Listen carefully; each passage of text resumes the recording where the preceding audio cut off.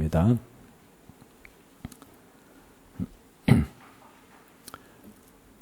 사사기 1장 1절 2절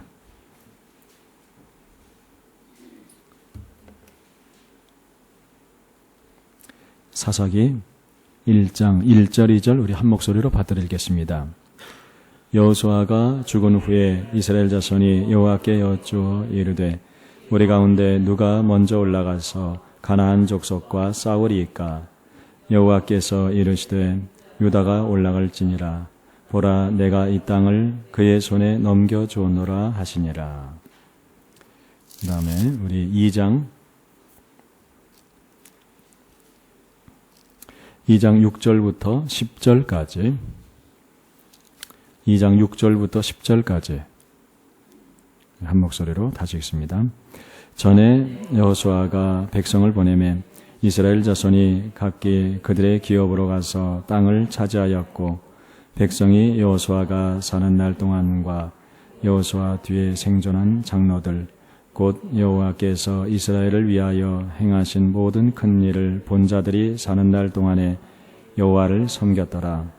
여호와의 종 눈의 아들 여호수아가 110세에 죽음에 무리가 그의 기업의 경내 에브라임 산지 가스산 북쪽 딥낫 헤레스에 장사하였고 그 세대의 사람도 다 그 조상들에게로 돌아갔고 그 후에 일어난 다른 세대는 여호와를 알지 못하며 여호와께서 이스라엘을 위하여 행하신 일도 알지 못하였더라. 우리 16절부터 끝절까지 해석했습니다. 저랑 여러분이 교독하겠습니다. 여호와께서 사사들을 세우사 노략자의 손에서 그들을 구원하게 하셨으나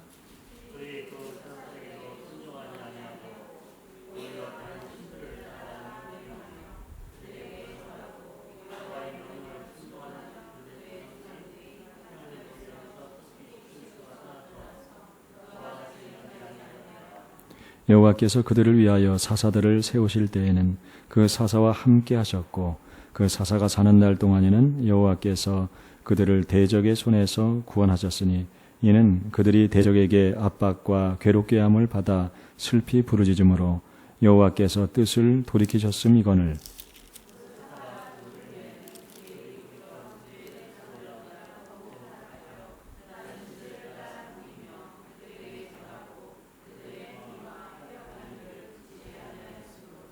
여호와께서 이스라엘에게 진노하여 이르시되 이 백성이 내가 그들의 조상들에게 명령한 언약을 어기고 나의 목소리를 순종하지 아니하였은즉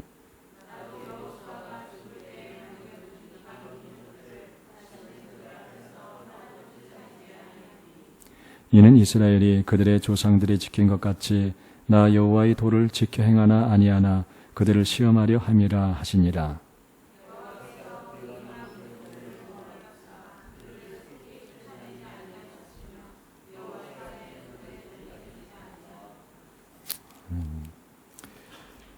네, 우리 한 절만 더 읽을까요? 17장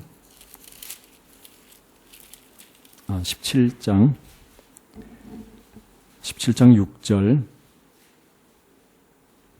17장 6절 같이 읽습니다. 그때에는 이스라엘에 왕이 없었으므로 사람마다 자기 소견에 옳은 대로 행하였더라. 네. 우리 지난 시간에는 여호수아를 봤는데 여호수아는 약속의 성취라 그러지 않았습니까? 약속의 땅을 정복한 것에 대해서 말씀해 주시는 겁니다.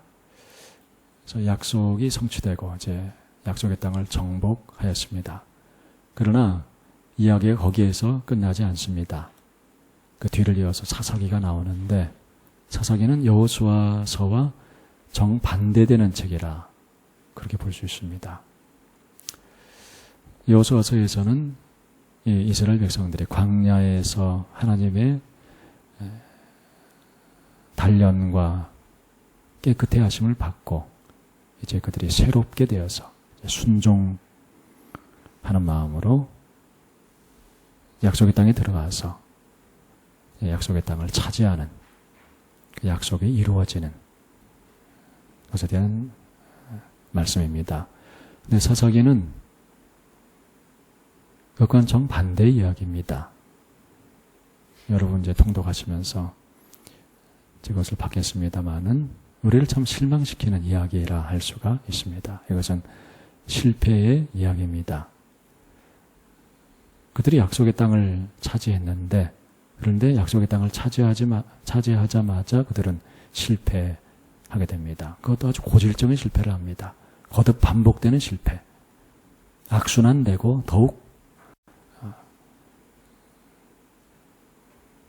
심각해지는 타락의 모습, 실패의 모습을 우리가 보게 됩니다. 그 말씀을 우리가 이제 보게 되는데, 여기 사사기에서 우리가 몇 가지 중요한 우리 성경을 전체적으로 개관해서 볼 때 꼭 다뤄야 될 몇 가지 주제에 대해서 우리 보고 우리 함께 좀 기도하도록 하겠습니다. 이 교재에 많이 적어놨습니다만은 여러분들이 개인적으로 좀 보시면 좋겠어요. 복습하시면서 또 통독 해가시면 좋겠습니다. 첫 번째 주제는 무엇이냐면은 계속되는 전쟁입니다. 후속 전쟁이라 할 수가 있습니다. 여러분, 그 여호수아서에서 그들의 승리를 선포하지 않습니까? 약속의 성취를 선포합니다. 그들이 약속의 땅을 차지했다고 선포하고 있습니다. 그런데 여호수아서에서도 그것이 나왔습니다마는 그러나 그들에게는 아직 남아있는 싸움이 있었습니다. 우리 아까 사사기 1절, 2절 봤습니다마는 1장 쭉 읽어보면은 바로 그 남아있는 싸움에 대해서 말씀해 주시고 있습니다. 우리의 삶도 마찬가지입니다. 그리스도께서 십자가에서 결정적인 승리를 하셨습니다. 마귀의 머리를 깨뜨리셨습니다. 인류가 처음 타락했을 때 하나님께서 예언해 주신 그 예언이 성취되어서 여자의 후손 그리스도께서 십자가에서 마귀의 머리를 깨뜨리시고 승리하셨습니다. 그 승리는 우리의 승리입니다. 결정적인 승리입니다. 그런데 우리에게 아직 싸움이 남아 있습니다. 사사기에서 보는 그 남아있는 싸움, 그것을 우리 싸우는 것입니다. 그런데 우리의 싸움은 언제까지 하느냐 하면은 최후 승리의 날까지 합니다. 최후의 승리의 날이 언제입니까? 우리 주님 다시 오실 날입니다. 철장으로 다스리시고 모든 원수를 물리치시고 마귀를 불못에 던지시고 이제 최후의 승리를 우리에게 주실 그날까지 우리는 남아있는 싸움을 싸우는 겁니다. 우리는 그래서 이 중간기에 살고 있는 것입니다. 우리의 승리는 결정적인 승리입니다. 그리고 우리에게는 최후의 승리가 보장돼 있습니다. 그런 자로서 우리는 남아있는 싸움을 싸우는 것입니다. 우리가 이 남아있는 싸움을 그때까지 잘 싸울 수 있기를 바랍니다. 그런데 이 사사기를 보면은 참 불행하게도 이스라엘 백성은 그 남아있는 싸움을 잘 싸우지를 못했습니다. 그래서 두 번째 주제는 무엇이냐면은 남아있는 싸움의 실패입니다. 그들이 계속 더 싸워야 되는 그 싸움에서의 실패에 대해서 말해주고 있습니다. 그들은 약속의 땅에 있는 모든 대적들을 진멸해 했습니다. 약속의 땅에는 그 대적의 우상이 있어서는 안 됩니다. 우상을 다 진멸해버려, 우상을 다 치워버리라 했습니다. 그러나 그들이 전쟁에서 실패했고, 그 결과가 무엇이냐면은 그 대적이 남아있는 거예요. 약속의 땅에 하나님 통치가 이루어져야 할 땅에 대적이 남아있는 겁니다. 그 대적의 우상이 있는 거예요. 그리고 그 우상은 대단히 매혹적인 것으로서 이스라엘 백성들의 마음을 앗아가 버립니다. 여러분, 이 우상은 이스라엘 백성들에게 대단히 매력적인 것입니다. 그들을 미혹할 만한 것이었습니다. 그래서 그 넘어간 거예요. 넘어가서 우상을 섬기게 되었습니다. 그래서 이 대적이 남아서 이제 어떻게 되느냐 하면은 이제 그들에게 고통을 주게 됩니다. 그들의 옆구리에 가시가 되어서 그들에게 온갖 시련을 줍니다. 이렇게 그들의 전쟁의 실패로 말미암아 약속의 땅에 대적이 남아있음, 이것에 대해서 사사기에서는 말씀해 주시고 있는데, 그 대적이 계속 그들을 괴롭히는 겁니다. 그들을 괴롭히는데, 그런데 여기서 주제는 더 심화되고 있습니다.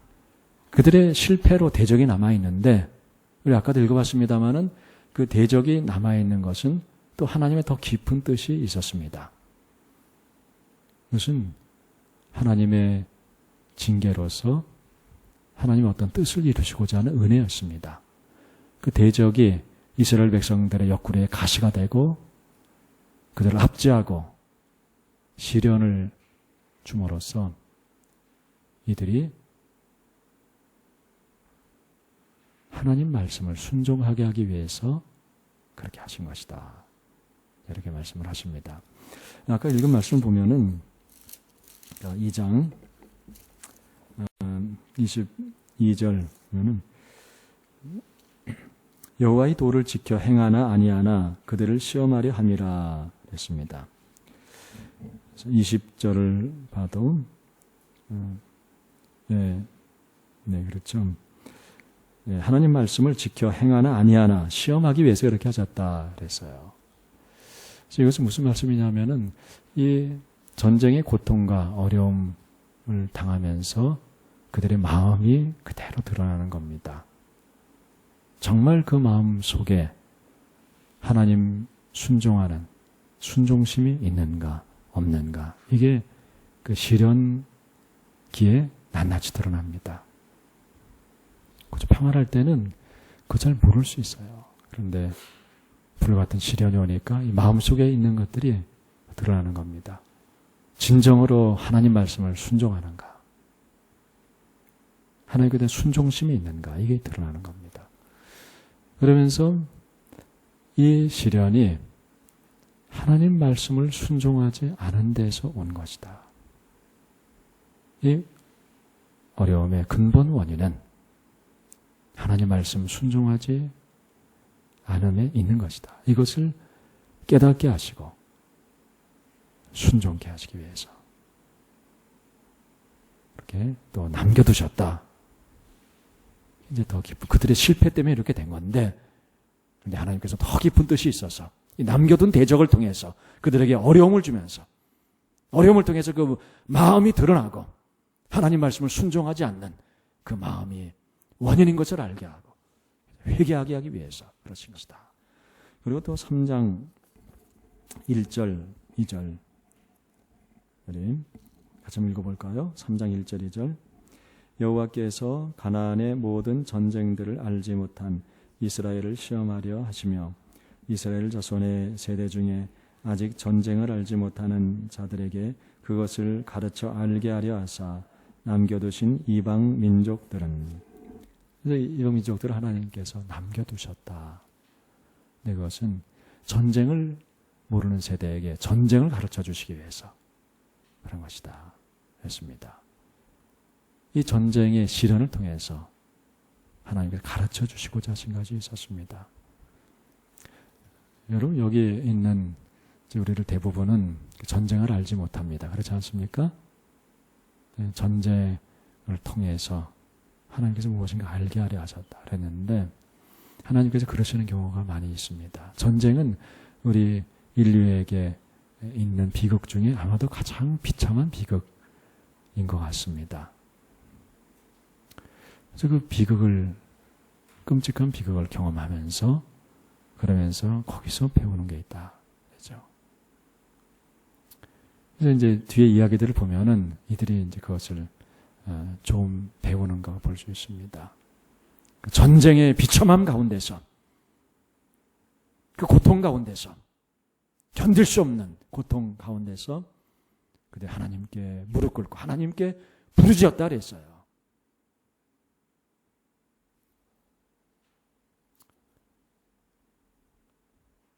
그리고 자기를 돌아보고 그들이 하나님 말씀을 다시 의지하고 하나님 말씀에 순종하게 하려 하시려 하나님께서 그 백성들을 남겨두신 것이다. 이렇게 말씀을 하시고 있습니다.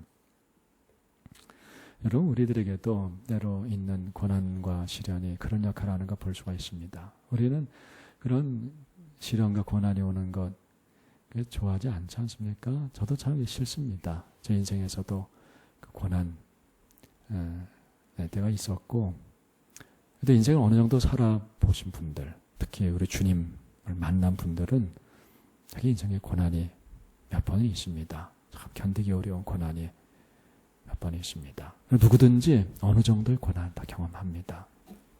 이 고난 통해서 하나님께서 배우게 하시는 것이 있습니다. 대단히 중요한 것을 하나님께서 배우게 하시는 것입니다.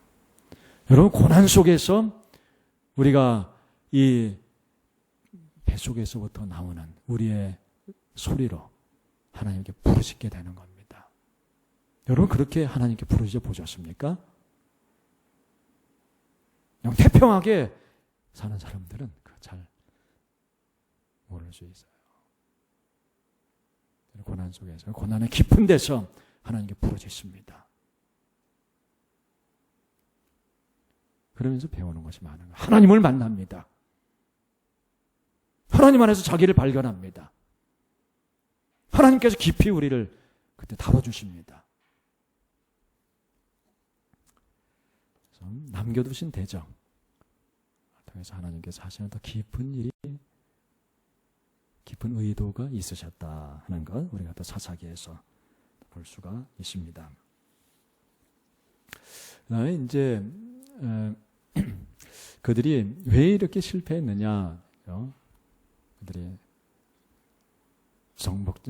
계속되는 전쟁에서 실패했는데, 그래서 대적이 남았는데, 그런데 왜 그렇게 실패했느냐 하면은 우리 아까 읽었습니다마는 말씀 교육을 시키지 않았기 때문이다. 사사기에서 그것을 지적하고 있습니다. 그 후세대들이 여호수아가 죽고 나서 그때 함께 정복전쟁에 참여했던 사람들이 다 죽고 나서 그 후세대들은 여호와를 알지 못하였다. 터무니없는 이야기가 나옵니다. 하나님 백성이 하나님을 알지 못하였다. 거기서부터 사사기의 모든 이야기들이 비극이 이해가 되는 겁니다. 여호와를 알지 못했다. 그 다음 세대가 여호와를 알지 못했다 그랬어요. 왜 알지 못했냐면은 부모들이 자녀들에게 말씀을 가르치지 않았기 때문입니다. 하나님 말씀을 바로 교육하지 못한 것입니다. 이 율법에서 율법의 결론적으로 주신 말씀이 뭐냐 하면은 그것은 너는 이것을 너희 자녀들에게 가르쳐라.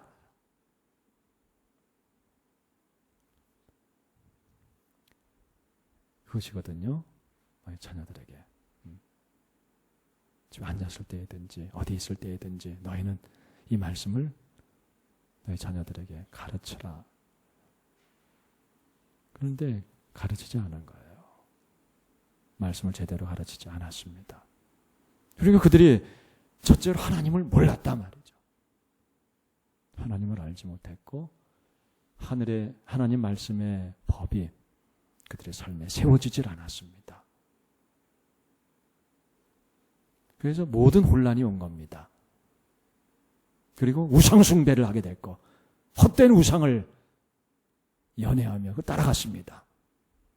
그러면서 그들의 삶에는 온갖 부도덕이 만연하게 된 겁니다. 그것을 우리 사사기에서 보는 거예요. 문제의 핵심은 말씀 교육을 시키지 않은 겁니다.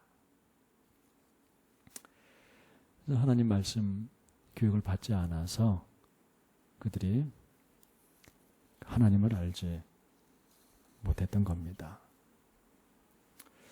여러분, 우리 그 한국 교회도 이제 위기에 처해 있다, 뭐 그런 얘기들 많이 하지 않습니까? 네. 지금 우리 한국 교회는 기로에 서 있다고 할 수가 있습니다. 그래서 우리가 우리 후세들에게 하나님 말씀을 바로 교육하느냐, 그러지 못하느냐에 의해서 한국의 기독교는 어느 길로 가는지 그 길이 정해질 겁니다. 그 다음에 이스라엘은 이렇게 실패 가운데 있었는데, 그런데 이 실패 가운데 있던 이 이스라엘을 하나님께서는 불쌍히 여기시고 하나님께서 그들을 건져내셨다 하는 게 또 중요한 사사기의 주제입니다. 우리 아까 읽은 말씀에서 이게 나왔죠.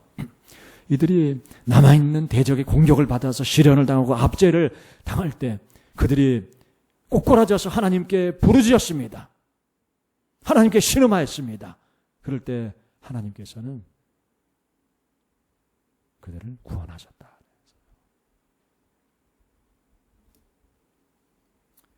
하나님 마음을, 하나님 뜻을 돌이키셨다 그랬어요. 하나님의 그 안타까운 마음. 이들이 다 회개하고 말씀을 지켰다 그런 얘기 나오지 않습니다. 그들이 고통 가운데서 부르짖었다 그랬어요.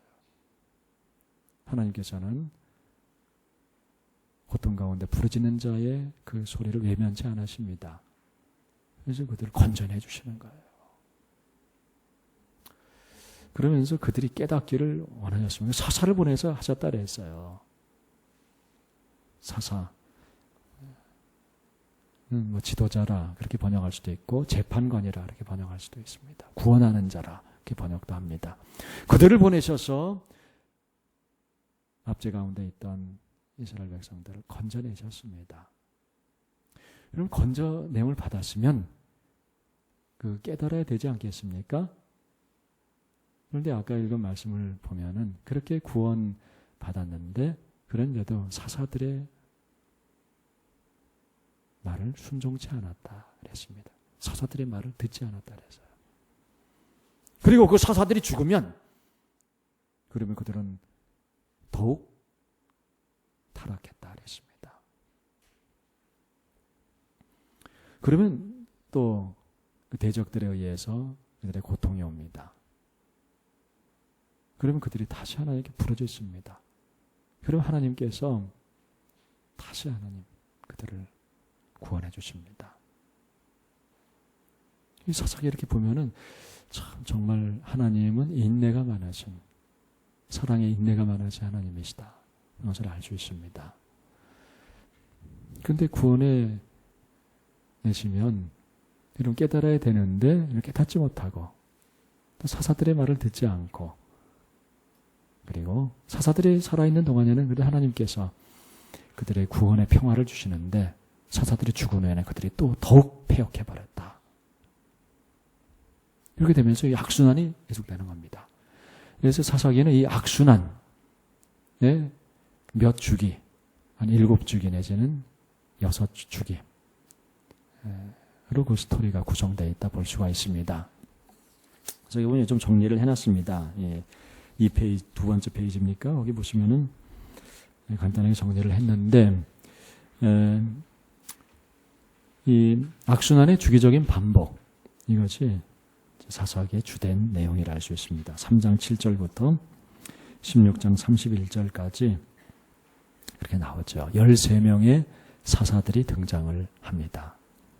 그 패턴은 똑같습니다. 그 주기에 계속되는 거예요.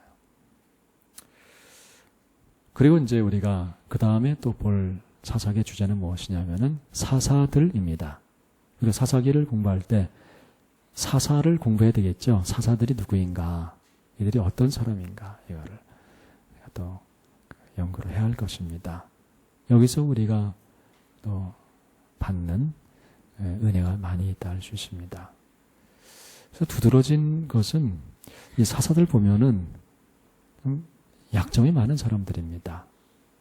그렇지 않습니까?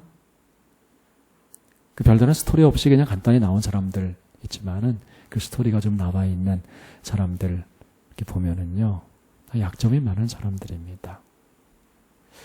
그들에게 약점이 무엇이었나 한번 여러분 한번 공부해 보십시오. 이 사사는 어땠나? 이 사람은 어땠나? 다 다른데 다 인간적인 약점들이 다 있었어요. 그러나 하나님께서 그들을 택하셨고 하나님께서 그들을 세우셨고 하나님께서 그들을 붙드셨습니다.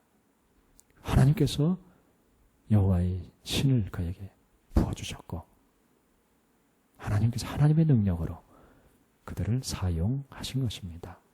여러분, 성경의 얘기는 좀 그런 얘기 아닙니까? 하나님께서 역사 속에서 하나님의 위대한 일을 행하시는데 사람들을 통해서 하십니다. 그 사람들은 인간적인 약점이 있는 사람들입니다.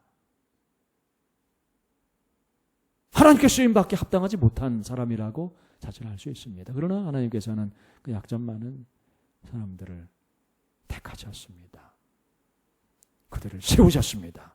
하나님의 손으로 붙드셔 세우시고 하나님의 능력을 부으셔서 하나님께서 그들을 쓰신 것을 볼 수가 있습니다.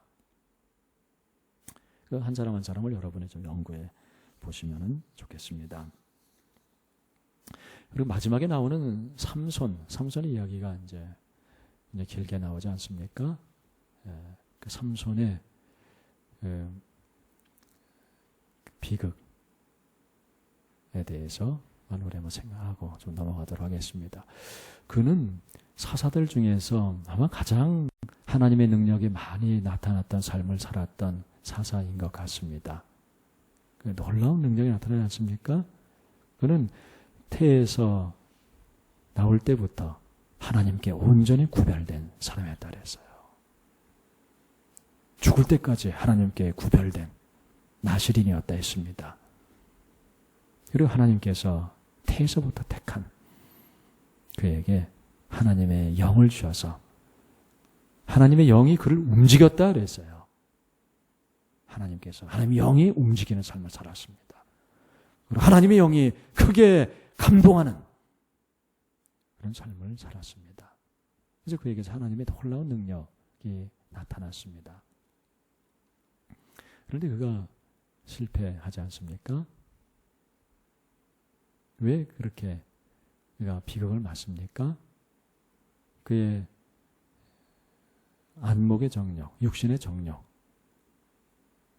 그거 이기지를 못하고 그것을 따라가서 그렇게 하는 능력을 많이 주셨는데 나중에 눈이 뽑히고 대적들 앞에서 놀이개처럼 이렇게 조롱을 당하다가 그 대적들과 함께 마지막에 함께 죽지 않습니까? 여러분, 우리 이제 성경의 인물들 쭉 이렇게 보면은요, 우리에게 주는 교훈들이 참 많습니다. 그러면서 항상 생각하게 되는 것이 무엇이냐면은 우리가 끝까지 잘해야 되겠다 하는 것입니다. 우리가 끝까지 잘하는 게 참 중요합니다. 그렇게 못하는 경우들이 사실은 적지 않게 있죠. 그래서 우리가 그것을 무엇보다 기도해야 되겠습니다. 우리가 끝까지 충성되게 하소서. 끝까지 미혹되지 않고 끝까지 우리 주님께 깨끗한 그릇으로 쓰임받게 하소서. 그게 우리의 이 사순절 기간에 간절한 기도가 될 수 있기를 바랍니다. 그렇게 하지 못하도록 만드는 유혹들이 사실 참 많습니다. 그래서 우리 안목의 정력, 육신의 정력, 또 이생의 자랑, 결국엔 이것에 넘어가는 것입니다. 주님께서 성령의 능력을 우리에게 주셔서 십자가 보혈의 능력을 주셔서 우리를 끝까지 깨끗하게 하소서. 우리는 부족합니다. 그러나 주님 못 박힌 손으로 우리를 붙잡아 주시옵소서. 끝까지 붙잡아 주셔서 우리가 끝까지 충성할 수 있도록 끝까지 깨끗하게 주님을 섬길 수 있도록 도우소서. 우리가 기도를 해야 하겠습니다. 그 다음에 이제 그래서 16장까지 이렇게 지나가고요. 그 다음에 17장부터 21장까지에서는 두 가지 이야기가 또 나옵니다. 여러분 두 가지 이야기 어떤 것인지 읽으신 분들 기억나시겠습니다만은 그 사사기에서 또 이제 사사기하면 기억나는 그 뭐 사건들이라 할 수가 있을 겁니다. 그 미가의 신상, 단지파가 그거 가져가서 또 미가 데려와서 그 우상 숭배하는 그 이야기 나오고 또 이제 레위인의 첩 때문에 전쟁이 일어난 그 이야기 이런 것들 나옵니다. 근데 이 두 가지 이야기는 예라 할 수 있습니다. 무슨 예냐면은 그 결론적으로 이 사사 시대에 이스라엘 백성의 영적인 도덕적인 상태가 어땠느냐 하는 것에 대해서 그 이야기를 두 개 해주는 거예요. 이 두 가지 이야기를 통해서 그 시대의 영적인 상태, 타락한, 영적으로 타락한 상태, 그리고 도덕적으로 타락한 상태에 대해서 말해주고 있는 겁니다. 그 하나는 그 혼합입니다. 여러분 그 미가의 이야기를 들어보면은 그 여호와께서 그 복을 주시기를 구하면서 그러면서 이제 그 신상을 만들어 놓고 그 우상을 가지고 여호와를 섬기려고 그래요. 그래서 굉장히 진지한 것처럼 보입니다. 그 이야기를 읽어보면 그러지 않아요? 여러분 근데 오늘날도 그럴 수 있습니다. 그 세상에 우상을 세워놓고 그리고 여호와께서 예수 이름으로 복을 주시기를 비는 그런 혼합된 영적인 타락이 있을 수 있습니다. 여러분 교회사를 통해서도 우리 그걸 많이 봅니다. 그것이 사사시대의 문제였어요. 영적인 혼란, 영적인 혼란, 영적인 미혹이 그들에게 있었습니다. 영적인 그 뒤섞임. 그래서 혼란해 있는 거예요. 오늘날에도 이단이 많고 아주 우리를 혼미케 하는 그런 가르침들이 사사시대만이 아니라 지금 그런 게 많습니다. 저기에서 우리가 바른 신앙을 가져야 되는데 그 바른 신앙은 뭐냐 하면은 성경 말씀을 붙드는 신앙이에요. 여러분 성경 말씀에 대한 그 확신 이게 흔들리면은요 똑같은 혼란에 빠집니다. 어김이 없어요. 그래서 우리의 신앙은 오직 성경의 신앙이다. 우리 종교개혁 개혁자들의 신앙, 개혁신앙은 그렇지 않습니까? 오직 성경 가르쳐 주시는 그 복음의 은혜, 오직 은혜로, 오직 믿음으로 하는 겁니다. 그래서 이 성경에서부터 멀어지면은 그 영적인 혼란이 옵니다. 중심의 혼란이 오는 거예요. 중심의 혼란이 오면은 삶의 대혼란이 옵니다. 이제 두 번째 이야기는 삶의 혼란이에요. 이스라엘 백성의 도덕적인 타락. 그것을 보게 되는 겁니다. 그래서 우리가 오늘부터 이제 사순절에 들어가게 되는데 오늘이 그 죄의 수요일이라 했죠. 죄를 무릅쓰고 하나님 앞에 회개하는 날입니다. 참회의 수요일이라 이렇게 말합니다. 그래서 우리 자신을 돌아보고 참회하는 것입니다. 그래서 우리에게 혹시 이러한 타락한 모습이 있지는 않은가? 뭐 타락이라 그러니까 아주 영 형편이 없고 말이죠. 손가락질 받을 만한 그런 거 많이 타락이 아닙니다. 그래서 하나님 말씀 붙드는 데서부터 멀어져 가는가? 있지 않는가? 그래서 우리 하나님 말씀을 항상 굳게 붙들어야 됩니다. 성경 중심의 신앙 굳세 가져야 되는 겁니다. 그 다음에 이제 아까 우리 읽었습니다마는 17장 6절을 보면은 이런 사사시대의 혼란상에 대해서 그 원인을 지적하는 그런 말씀이 나오는데 뭐라고 그럽니까? 그 시대에는 왕이 없으므로 왕이 없어서 각 사람이 자기 소견에 옳은 대로 행했다. 그래서 이 혼란이 왔다. 그걸 여러 번 지적을 합니다. 그래서 이것을 이해하는 것이 또 사사기를 이해하는 데서 대단히 중요한 것이라 할 수가 있습니다. 이것을 그렇게 오해할 수 있어요. 이건 어떤 왕정 시대에 대한 어떤 변호 아니냐. 그렇게 해석한 사람들이 있습니다. 그렇게 해석을 하면서 구약 성경에 사사기에도 그렇고 여기 보면은 왕정 신학과 또 예언자 신학에 이렇게 두 개가 함께 나온다. 이 갈등이 그 속에 있었다. 그러면서 그렇게 하는 비평학자들이 많이 있습니다. 성경을 잘못 이해하는 겁니다. 그래서 이 말씀은 무엇이냐면은 여기 뭐 이제 자세하게 이렇게 적어놨는데요. 여러분이 구약 성경은 그리스도를 통해서 그 계시가 완성이 됩니다. 그렇지 않습니까? 그래서 이 그리스도 계시의 눈으로 보지 않으면은 우리가 제대로 이해할 수가 없어요. 그래서 구약의 예언도 그렇고 역사서도 그렇습니다. 구약의 모든 계시들이 그렇습니다. 근데 왕이 없음으로 그렇다. 그런 것은 이 사사기가 전통적으로 사무엘이 썼다. 그렇게 봅니다.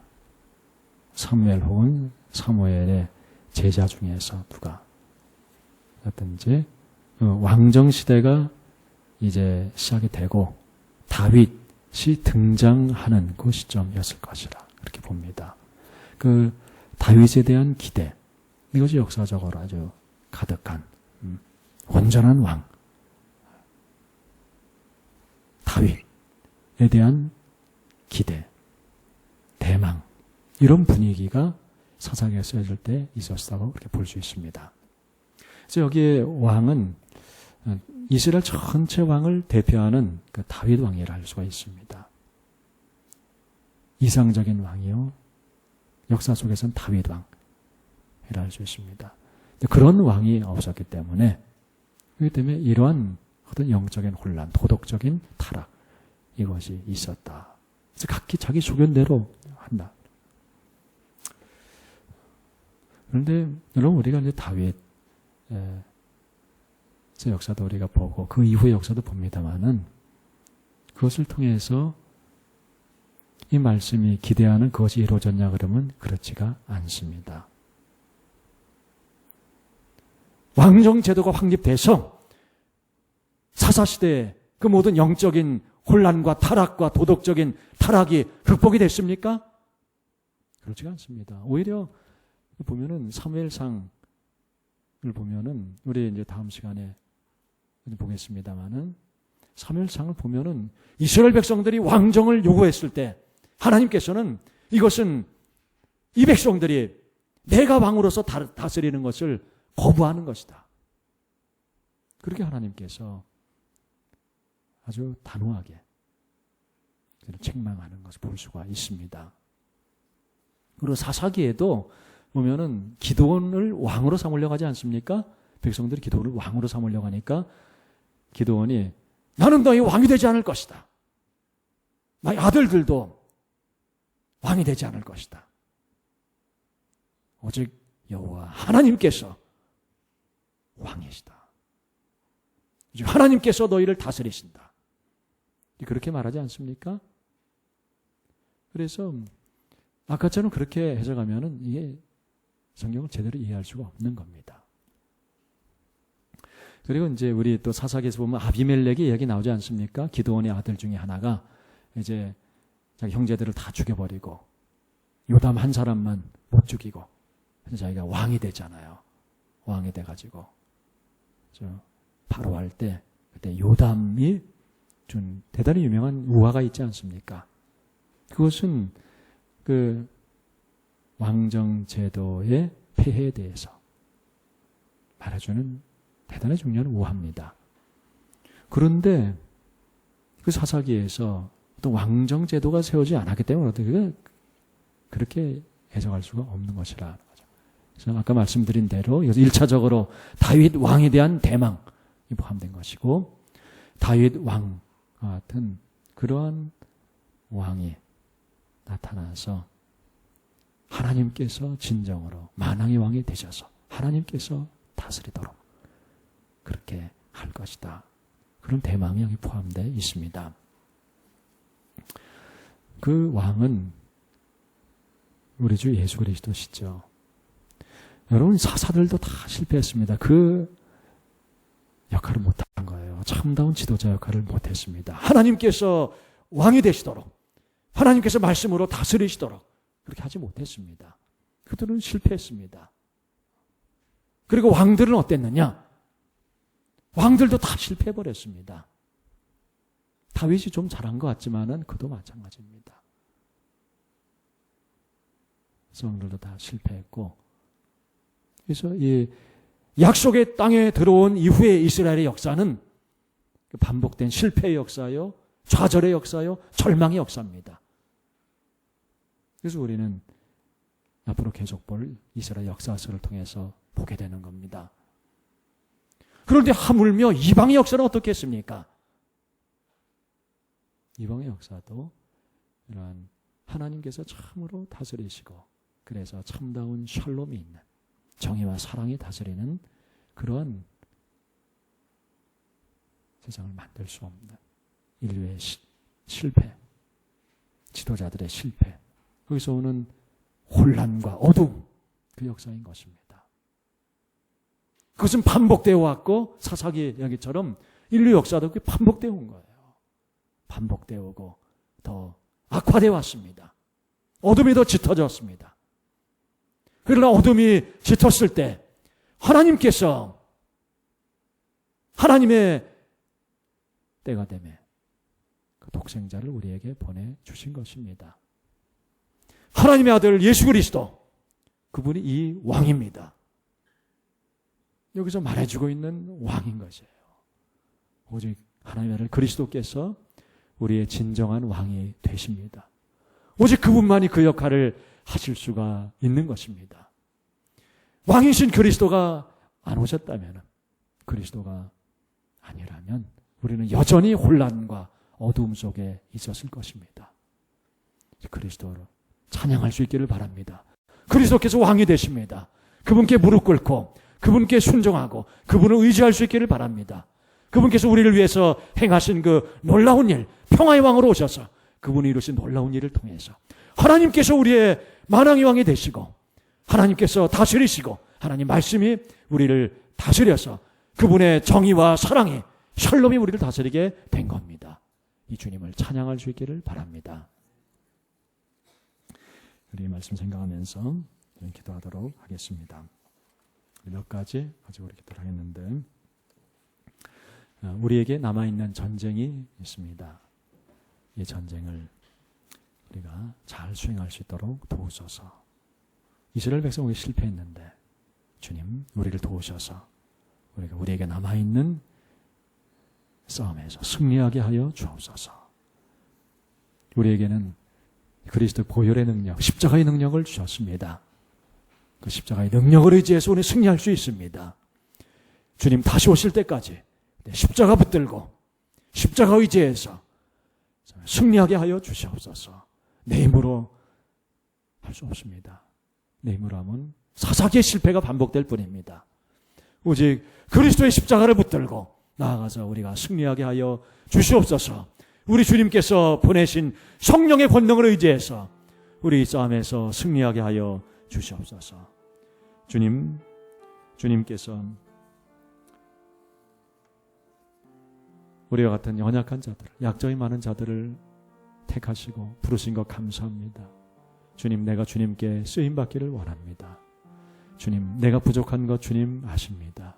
이런 나를 주님께 다 내어놓사오니 나를 붙드시고 나를 주님 세우시고 주님 마음껏 사용하여 주시옵소서.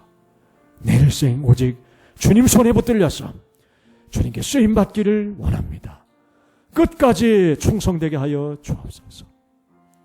삼손같이 되지 않도록 나를 붙들어 주시고 나를 깨끗하게 하시고 깨끗한 그릇으로 주님께 끝까지 충성을 다해서 주님의 능력이 떠나지 않도록 주님의 능력이 온전히 나타나서 이 마지막 때 주님께 온전히 쓰임받는 내가 되게 하여 주시옵소서. 주님만이 진정한 왕이 되십니다. 주님께서 나를 다스려 주시옵소서. 주님께 무릎 꿇습니다. 주님 나를 다스려 주시고 주님께서 하나님 나라의 위대한 통치를 내 삶에서 우리 교회에서 나타내 주옵소서. 이 사순절에 우리가 주님 앞에 나오게 도와주시고 주님 앞에 참여하게 도와주시고 새롭게 되게 하여 주시옵소서. 우리 합심해서 기도하겠습니다. 은혜로우신 하나님 아버지 감사합니다. 주님께서 저희에게 주님 계속하라 하신 저희의 싸움이 있는데 하나님 아버지 저희가 이 전쟁을 잘 수행할 수 있도록 인도하여 주옵소서.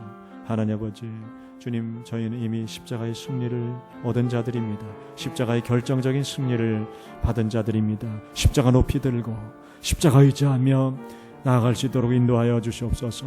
주님 그래야 해서 끝날까지 저희가 충성된 자로서 성령에 충만하여서 십자가 보혈의 능력으로 승리하게 하여 주시옵소서. 은혜로우신 아버지 하나님 연약한 저희들을 인간적인 결점이 많은 저희들을 주님 부르시고 세우셨사오며 주님 저희를 붙드시고 사용하여 주시옵소서. 하나님 아버지 주님 못 박히신 그 손으로 저희를 굳게 붙들어 주시옵소서. 주님께 저희가 쓰임받기를 원합니다. 저희 한 생에 주님께 온전히 쓰임받다 가기를 원하오니 주님 그 손으로 저희를 굳게 붙잡아 주시옵소서. 주님 저희가 삼손같이 되지 않도록 주님 저희가 세상에 주님 그 안목의 정력과 육신의 정력과 이생의 자랑에 마음이 미혹되지 않도록 저희를 붙들어 주시고 주님 저희 끝까지 깨끗한 그릇으로 주님께 쓰임받게 하여 주시옵소서. 은혜로우신 주님 주님의 능력이 저희를 떠나지 말게 하여 주시옵소서. 하나님 오직 주님의 능력만이 저희를 통해 나타나게 하여 주시옵소서. 은혜로우신 주님 이 마지막 때 저희를 붙들어 주시고 주님 왕으로서 저희를 다스려 주시고 주님께 무릎 꿇고 하나님 주님께서 온전히 저희 삶을 다스리셔서 하나님의 통치가 나타나며 하나님 나라의 능력이 저희 가운데 나타나게 하여 주시옵소서. 하나님 저희 교회를 일깨워 주시고 저희 교회를 새롭게 하여 주시고 하나님 앞에 이 사순절에 나가서 주님 저희가 참여하게 도와주시며 하나님 말씀 붙들고 새롭게 일어나게 하여 주시옵소서. 하나님 저희를 주님 일깨워 주시고 주님 저희를 붙들어 주시고 주님 저희를 사용하여 주시옵소서. 이 마지막 때 성경적인 교회로 사도적인 교회로 순결한 교회로 거룩한 교회로 저희를 세워 주시옵소서. 주님 뜻을 이루게 하여 주시옵소서. 주님 나라의 위대한 능력이 저희 가운데 나타나게 하여 주시옵소서.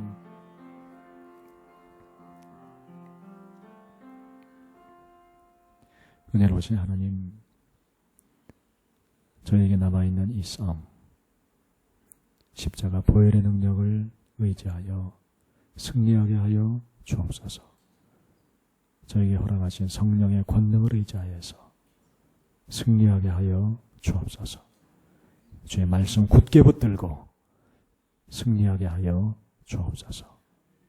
주님 저희 같은 연약한 자들을 허물 많은 자들을 불러주시니 그저 감사합니다. 저희가 끝까지 깨끗한 그릇으로 주님께 쓰임받게 하여 주옵소서. 저희를 붙들어 주시옵소서. 하나님의 신의 능력이 저희를 떠나지 말게 하여 주옵소서. 하나님의 신의 능력이 저희를 통해 나타나게 하여 주시옵소서. 하나님의 위대한 능력이 저희를 통해 나타나게 하여 주시옵소서. 끝까지 충성을 다하게 하여 주옵소서. 저희 교회를 이 사순절에 일깨워 주시고 저희가 복음적인 교회, 성경적인 교회, 사도적인 교회로 일깨워서 일어나 성령의 능력으로 주님 주신 사명을 한마음 되어 능히 감당케 하여 주시옵소서. 이제는 주님 가르친 기도로 함께 기도하오니 하늘에 계신 우리 아버지여 이름이 거룩히 여김을 받으시오며 나라의 임하옵시며 뜻이 하늘에서 이룬 것 같이 땅에서도 이루어지이다. 오늘날 우리에게 일용할 양식을 주옵시고 우리가 우리에게 죄 지은 자를 사하여 준 것 같이 우리 죄를 사하여 주옵시고 우리를 시험에 들게 하지 마옵시고 다만 악에서 구하옵소서. 대개 나라와 권세와 영광이 아버지께 영원히 싸움나이다. 아멘.